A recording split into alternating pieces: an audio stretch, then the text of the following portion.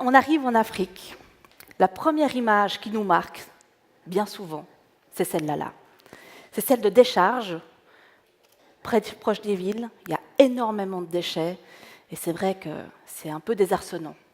Mais il ne faut pas oublier une chose, c'est qu'il y a une trentaine d'années, il n'y a pas si longtemps, c'était la même chose chez nous. Et aujourd'hui, on a trouvé plein de solutions.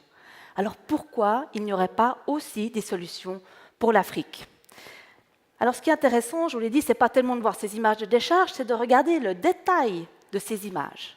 Pourquoi? Parce que quand on regarde le détail de ces images, on s'aperçoit qu'il y a énormément de choses qui sont recyclables. On voit quoi? Une bouteille de verre, on voit de l'aluminium, on voit de la ferraille, on voit du papier carton. Et on le sait, tout ça, ça se recycle. Mais comment est-ce qu'on pourrait recycler ça intelligemment au sud? Alors ici, par exemple, vous avez le verre, vous l'avez vu, il y avait une bouteille de verre. On peut broyer le verre avec une broyeuse assez simple et en faire du sable de verre. Aujourd'hui, le sable de verre, c'est très pratique pour la construction parce que beaucoup de pays au sud utilisent encore le sable des plages pour pouvoir faire les constructions de leurs maisons. Et dans le sable des plages, il y a du sel, et ce sel, au fur et à mesure des pluies, va se dissoudre, et votre maison, petit à petit, elle aussi va se dissoudre. Donc ça fait des très mauvaises constructions, de très mauvaise qualité, alors que le sable de verre est d'excellente qualité. Autre déchet que l'on a vu, l'aluminium. L'aluminium est un métal très précieux, ça coûte beaucoup d'énergie de l'extraire, et là, il traîne dans la nature. Eh bien, on a des solutions simples, on peut le fondre.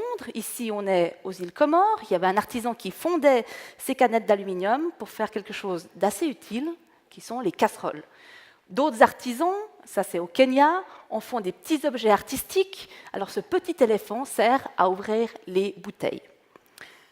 Toujours dans les métaux, quand on se promène aux Comores, on voit qu'il y a des appareils électroniques dans la nature. Ici, vous avez une imprimante qui est posée à même le sol. Pourquoi? Parce qu'il n'y a pas d'autre solution pour le recyclage. Et pourtant, c'est assez simple.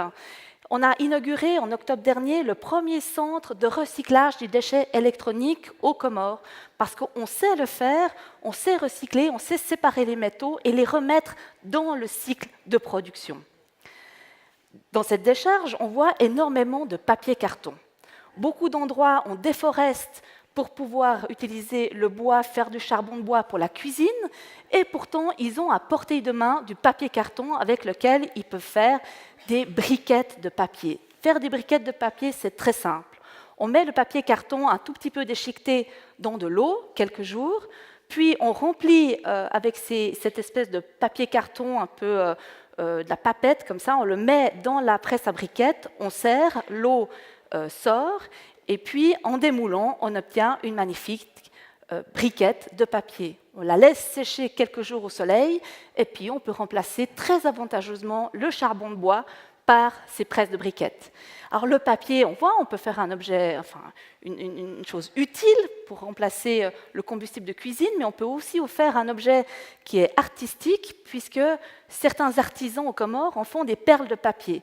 Je porte aujourd'hui un collier fait avec des perles de papier issues du recyclage. Donc d'un déchet, on peut faire un petit objet artistique. Quand on est au bord des plages, très souvent, malheureusement, on voit ces déchets qui sont un petit peu partout. Ici, vous voyez un bidon en plastique, ce plastique dur. Ce n'est pas très compliqué de recycler le plastique dur. On va se rendre cette fois à Ouagadougou, dans le centre de recyclage. C'est les femmes qui y travaillent.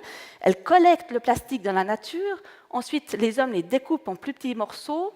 Ils sont lavés, ces plastiques, triés par couleur. Et puis, là aussi, ils les broient.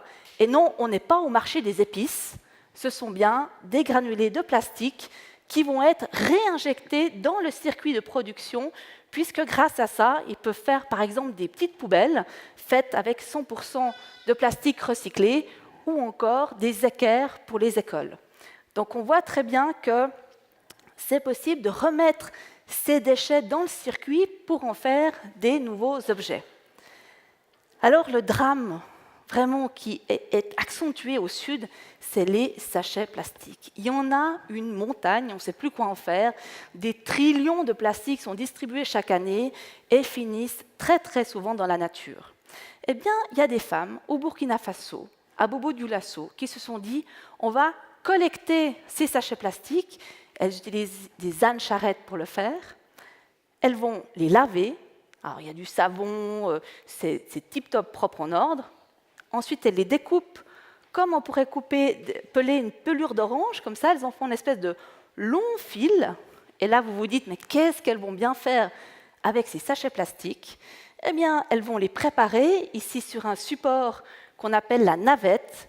Pourquoi la navette? Eh bien, oui, elles vont le tisser. Elles tissent les sachets plastiques. Vous avez un métier à tisser. Vous voyez, ce qui est tendu, c'est les fils de coton. Et ce qui passe à travers ces fils de coton, eh bien, c'est ces sachets plastiques qui ont été collectés, lavés, découpés et maintenant tissés. Alors, elles obtiennent un tissu. On ne remarque pratiquement pas que c'est du sachet plastique.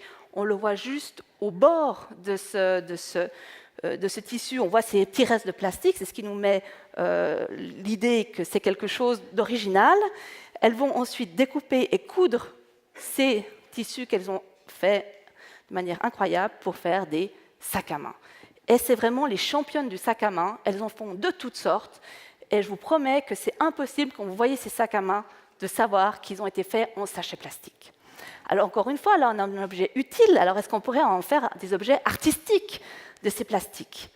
Eh bien, un artisan de Ouagadougou a décidé de fondre ces sachets plastiques pour en faire des statues, des sculptures, des jeux d'échecs. On voit qu'il a vraiment plein d'idées. Même un petit clin d'œil, puisqu'il a fait un dauphin. On sait qu'il y a énormément d'animaux marins qui meurent parce qu'ils ont ingéré ces sachets plastiques. C'est une vraie plaie pour les mammifères marins. Et lui, à quelque part, il leur rend hommage en faisant une statue avec ce dauphin. Il a un slogan que j'adore, c'est la victoire sur les sachets plastiques. Moi, j'aurais envie de vous dire qu'au Sud, on peut avoir une victoire sur les déchets. Comment? Eh bien, en créant une communauté des solutions pour les déchets. En créant ce site internet déchets.org, l'idée était de mettre sur ce site internet toutes les bonnes idées qui existent, en particulier au Sud. Pour le Sud, on ne peut pas leur demander de faire ce qu'on fait ici, c'est trop compliqué. Il faut pouvoir faire des solutions qui sont adaptées. Grâce à ces déchets, on peut créer des emplois, on peut trouver des solutions. On sait le faire, faisons-le. Nos enfants nous regardent, c'est notre devoir. Merci.